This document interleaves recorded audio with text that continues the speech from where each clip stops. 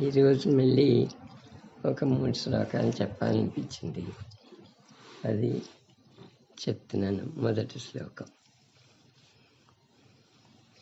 ఐశ్వర్యస్య విభూషణం సుజనతాం శౌర్యస్య వాక్సంయమః జ్ఞానస్యోపశమః శ్రుతస్య వినయో విత్తస్య పాత్రే వ్యయః అక్రోధస్తపసః క్షమా బలవతాం ధర్మస్య నిర్వ్యాజిత సర్వేషామపి సర్వకారణమిదం శీలం పరం భూషణం.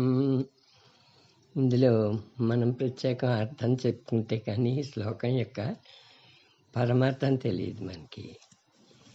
ఐశ్వర్యానికి అలంకారం సౌజన్యం. ఐశ్వర్యానికి అలంకారం సౌజన్యం అన్నారు, అంటే మంచితనం అన్నమాట. ఐశ్వర్యస్య విభూషణం సుజనతాం శౌర్యస్య వాక్ సంయమః. శౌర్యం అంటే పరాక్రమానికి, వాక్ సంయమః పరాక్రమానికి అలంకారం ఏంటిట?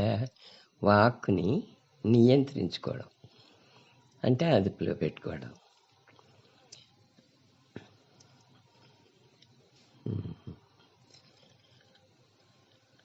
జ్ఞానస్యోపశమః శ్రుతస్య వినయో విత్తస్య పాత్రే వ్యయః అన్నప్పుడు జ్ఞానస్యోపశమః, జ్ఞానానికి దానికి శాంతి అంటే శాంతిగా ఉండడం అన్నమాట. జ్ఞానం కలిగిన వాడు శాంతిగా ఉంటే జ్ఞానానికి అలంకారం అన్నమాట. అది జ్ఞానస్యోపశమః శ్రుతస్య వినయో. శ్రుతస్య అంటే వినేవాడు వినయంగా ఉండడం అని, వినేవాడికి వినయంగా ఉండడం అలంకారం. అది అర్థం వస్తుంది. శ్రుతస్య అంటే వేదాలకని అర్థం వస్తుంది, కానీ మీరు చిన్నపిల్లలు కనుక ఇక్కడ వినేవాడికనే చెప్పుకుందాం మనం. వినేవాడికి అలంకారం ఏంటంటే వినయంగా ఉండడం అన్నమాట. అక్రోధస్తపస క్షమా బలవ శౌర్యస్య నిర్వ్యాజిత జ్ఞానస్యోపశమః శ్రుతస్య వినయో విత్తస్య పాత్రే వ్యయః.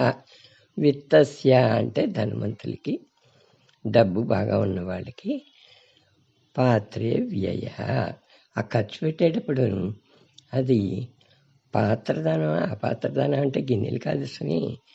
పాత్రత అంటే తగినది. మనం ఇస్తున్న డబ్బు వాళ్ళకి సరైన ఉపకారంలో ఉంటుందా, లేకపోతే అన్యథా అయినా చెడ్డ పనులు చేస్తారా, ఇది ఆలోచించి విత్తస్య పాత్రే వ్యయః. అక్రోధస్తపసః, అక్రోధ తపసః. తపసః అంటే తపస్సులు చేసేవారికి అని అర్థం. అక్రోధ అంటే క్రోధం లేకపోవడం, కోపం లేకపోవడం. అంటే తపస్సు చేసి ఋషులకు కోపం వస్తే ప్రమాదం కదా. వాళ్ళ తపశ్శక్తి చేత మన్ని శపించేస్తారు. అంచేత వాళ్ళకి కోపం ఉండకుండా ఉండడం అలంకారం అన్నమాట. క్షమ బలవతాం. బలవతాం అంటే బలవంతులకు క్షమ, ఓర్పు. నేనే బలంగా ఉన్నాను కదా అని 2 గుద్దులు గుద్దుతుంటే యువతల వాళ్ళు చచ్చిపోతారు. అందుకని బలవంతుడికి అలంకారం ఏంటి?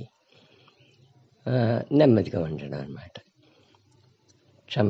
క్షమించడం అనే గుణం బలవంతుడికి అలంకారం. క్షమా బలవతాం ధర్మస్య నిర్వ్యాజిత. ధర్మస్య అన్నప్పుడు ఇక్కడ మనం చిన్నపిల్లల్ని చెప్తున్నాం కాబట్టి ఇది కోర్టుల దాకా మనం చెప్పక్కర్లేదు. ఆటల్లోనే అది ఆడుకునేటప్పుడు మంచిగాను వాడు తప్పు చేయలేదు, వీడు తప్పు చేశాడు అనే విచక్షణ జ్ఞానం కలిగి ఉండడం ధర్మస్య నిర్వ్యాజిత. ధర్మానికి అలంకారం పక్షపాతం లేకుండా ఉండడం అన్నమాట. అది ఇప్పుడు సర్వేషామపి అన్నింటికి కూడా మూల కారణం ఏంటి? అన్నింటికి అలంకారం కూడా ఏమిటంటే మూల కారణం శీలం పరంభూషణం. శీలం పరంభూషణం ఇవన్నిటికీ అలంకారం ఏంటంటే శీలం అంటే మంచి నడవడిక. ఈ చిన్నపిల్లలప్పటి నుంచి ఈ మంచి నడవడిక నేర్పడమే మన ధ్యేయం అన్నమాట. అంచేత ఈ శ్లోకం ప్రతి పిల్లలు కూడా నేర్చుకోవాల్సింది. అది ఇంకోసారి శ్లోకం నేను సరిగ్గా చదువుతాను, అది కొంచెం వినండి. ఐశ్వర్యస్య విభూషణం సుజనతాం శౌర్యస్య వాక్సంయమః జ్ఞానస్యోపశమః శ్రుతస్య వినయో విత్తస్య పాత్రే వ్యయః అక్రోధస్తపసః క్షమా బలవతాం ధర్మస్య నిర్వ్యాజిత సర్వేషామపి సర్వకారణమిదం శీలం పరం భూషణం.